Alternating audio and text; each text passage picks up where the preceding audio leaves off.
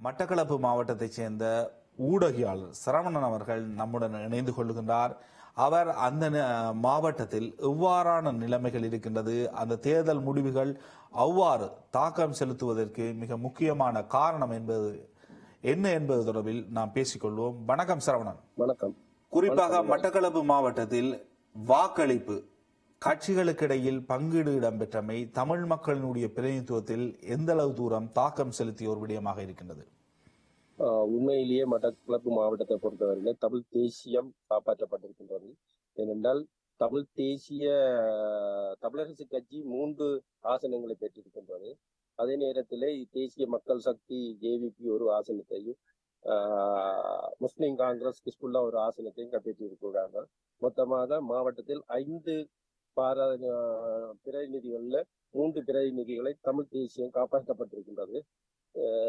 தற்பொழுது இன்னும் தேர்தல் அறிக்கைகள் வெளியிடப்படவில்லை மட்டக்களப்பு மாவட்டத்தில். தற்பொழுது வாக்களிப்பு நிலையத்துக்குள் நான் இருக்கின்றேன். தற்பொழுது விரிப்பு வாக்கள் என்னும் பணி இடம்பெற்று வருகிறது.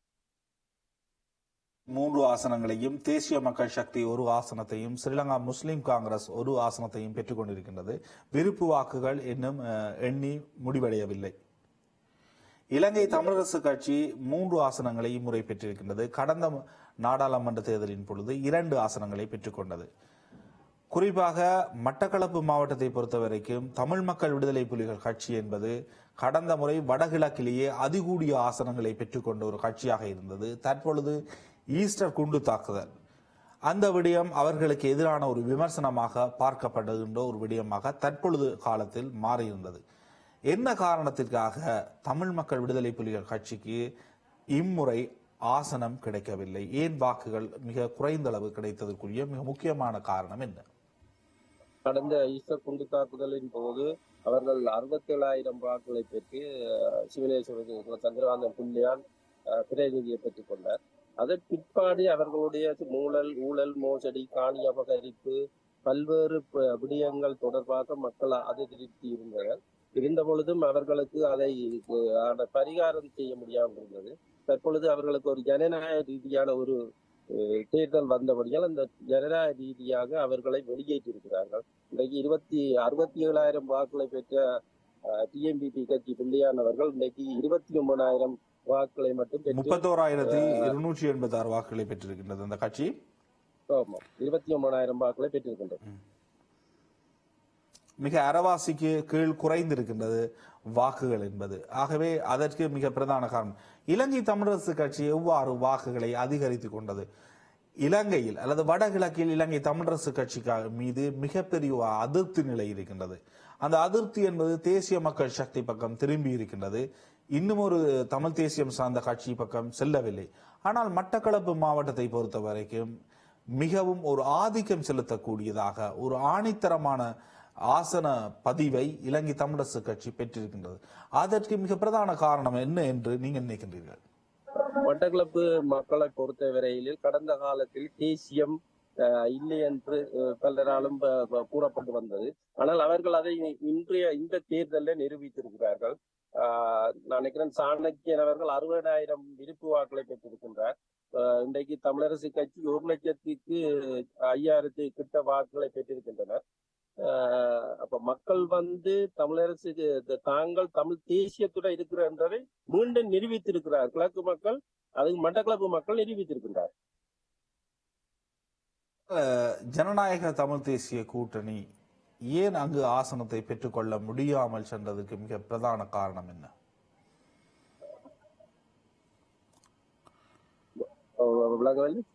ஜனநாயக தமிழ் தேசிய கூட்டணி மட்டக்களப்பு மாவட்டத்தில் ஏன் ஜனநாயக கூட்டணியில் சங்கு சின்னத்துல போட்டியிட்டவர்கள் ஏற்கனவே பாராளுமன்றம் இருந்த பிரதிநிதிகள் மற்றும் வேற கட்சிகளில் தமிழரசு கட்சியில் உடைந்து சென்றவர்கள் அந்த கட்சியில் இருந்தபடியால் மக்கள் தீர்ப்பு வழங்கி இருக்கின்றார்கள். ஆனால் தமிழரசு கட்சியை எவ்வாறு நம்ப முடியும்? அந்த கட்சிக்கு தலைவர் கிடையாது, செயலாளர் கிடையாது. அந்த கட்சி மட்டக்களப்பு மாவட்டத்தில் அந்த மக்களுடன் எந்த வகையில் நின்றிருக்கின்றது? மற்ற தமிழ் கட்சிகளுடன் ஒப்பிடுகின்ற பொழுது அங்கு இடம்பெறுகின்ற போராட்டங்களாக இருக்கலாம், அனைத்து விடயங்களிலும் சாணக்கியன் ஒரு செல்வாக்கு மிக்க நபராக பார்க்கப்பட்டாலும் அவரை கடந்து பல கட்சிகள் அங்கு பல சிவில் அமைப்புகள் என பல தரப்பினருடைய செயற்பாடுகள் இருந்திருக்கின்றது அல்லவா? எந்த கட்சிகள் இருந்தாலும் எவ்வாறான செயற்பாடு இருந்தாலும் மக்கள் சாணக்கியனையும் தமிழரசு கட்சியையும் விரும்பி வாக்களித்திருக்கிறார்.